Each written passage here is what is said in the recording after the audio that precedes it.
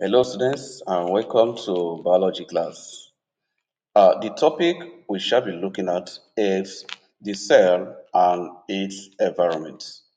We have talked previously about the cell.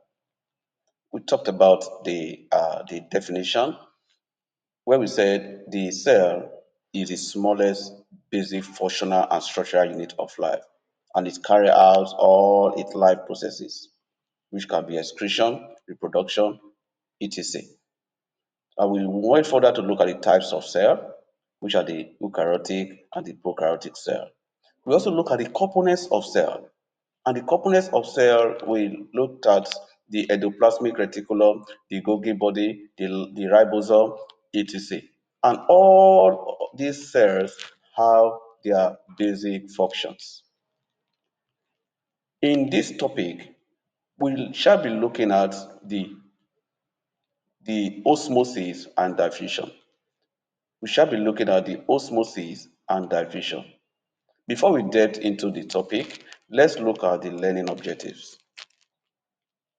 At the end of the lesson, you should be able to define diffusion, you should be able to explain osmosis, explain plasmolysis, and hemolysis.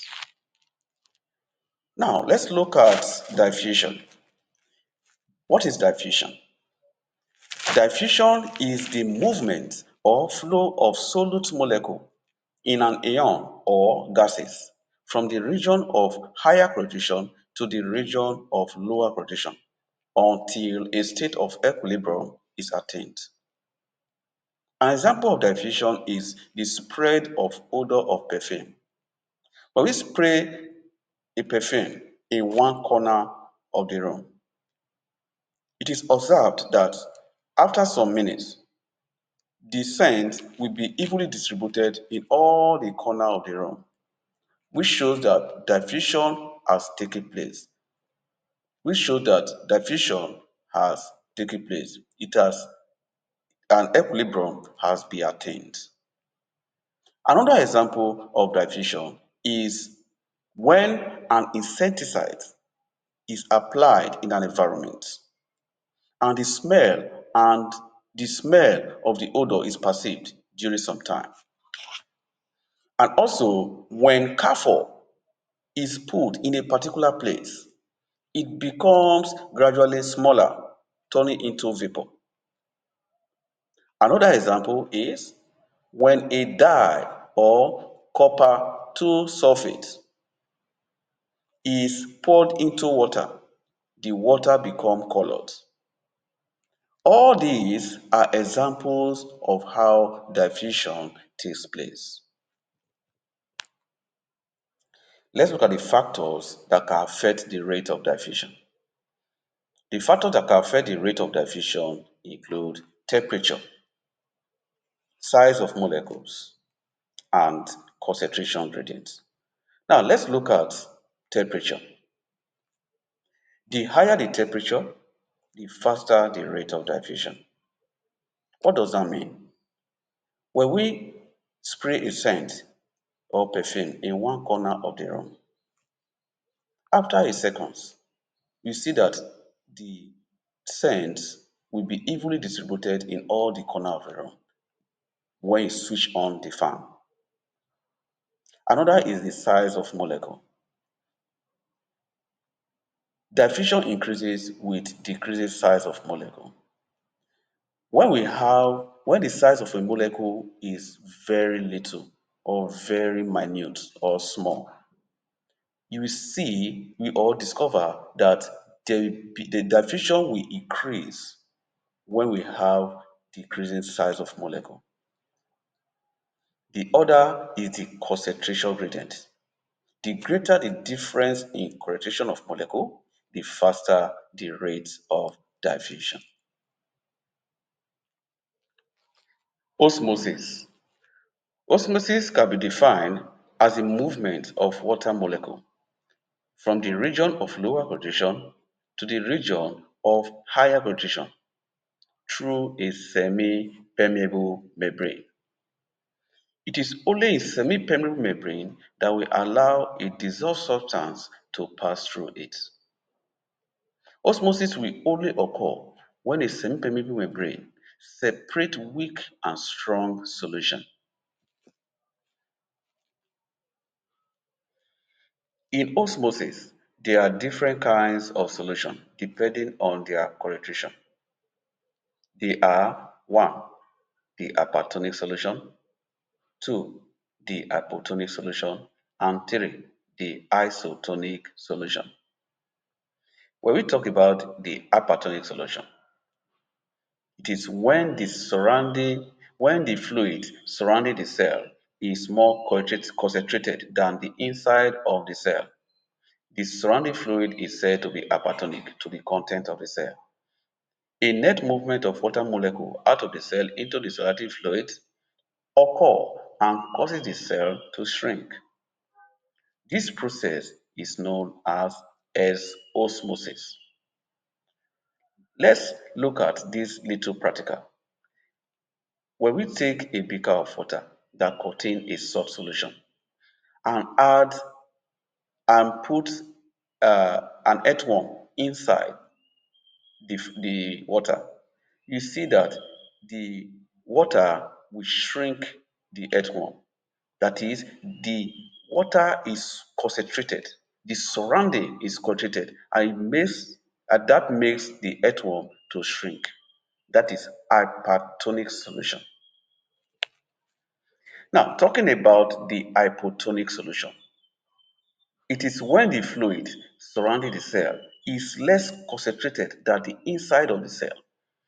The surrounding fluid is said to be hypertonic to the content of the cell, and there is a net movement of water molecule from the surrounding fluid into the cell. This process is known as head osmosis. When we talk about hypotonic solution, it is when water continues to enter into a particular cell, and that could make the cell to be turgid, and if care is not taken, it might eventually burst. That is hypotonic solution, the continuous entry of water into a particular cell. In isotonic solution, it is when the fluid and the cell concentration have the same concentration. A net movement of water molecule in and out of the cell does not occur. Terms in osmosis. 1. Turgidity. Turgidity is the condition in which cell absorb plenty of water up to a point where the cell is fully stretched. Turgidity is observed in plants where it makes them erect and support the stem, leaves and flower. Now when you talk about turgidity, when there is continuous or inflow of water into a particular cell, it will go to a point where the cell will be fully stretched and erect. 2. Plasmolysis. Plasmolysis is the shrinkage of the vacuole and pulling away of the cytoplasmic lining from the cell wall when placed in hypertonic solution. When a cell wall is surrounded or placed in hypertonic solution, as osmosis will occur. That is, water will move out of the cell into the surrounding fluid, leading to the shrinking of the vacuole and pulling the cytoplasm away from the cell wall. When cells are plasmolysed, it eventually leads to the withering or death of the plant. The third one we shall be looking at is flaccidity. Flaccidity is the condition in which plants lose water to their surrounding faster than they can absorb. When a plant loses more water than it absorbs, it becomes flaccid. Flaccidity usually occurs when there is no water in the soil, especially where there is drought. The continuous loss of water can result in the death of plants. The fourth one is hemolysis. Hemolysis is the bursting of red blood cells due to too much inflow of water. which is head osmosis, when such a red blood cell is placed in weaker or hypertonic solution, e.g. distilled water. Red blood cell and blood plasma are always isotonic, that is, having the same osmotic concentration. If for some reason the concentration of blood plasma falls, head osmosis will occur, that is, water moves from the plasma into the red blood cell. When there is continuous absorption of water into the cell, when there is continuous absorption of water into the cell, it will make it turgid, and when fully stretched, it bursts. I will be leaving you with some assignments which you will further upon and prepare for the next class. 1. Explain diffusion. 2. Explain osmosis. 3. Explain plasmolysis and hemolysis. Until we meet again, keep studying and keep learning. Thank you for your attention.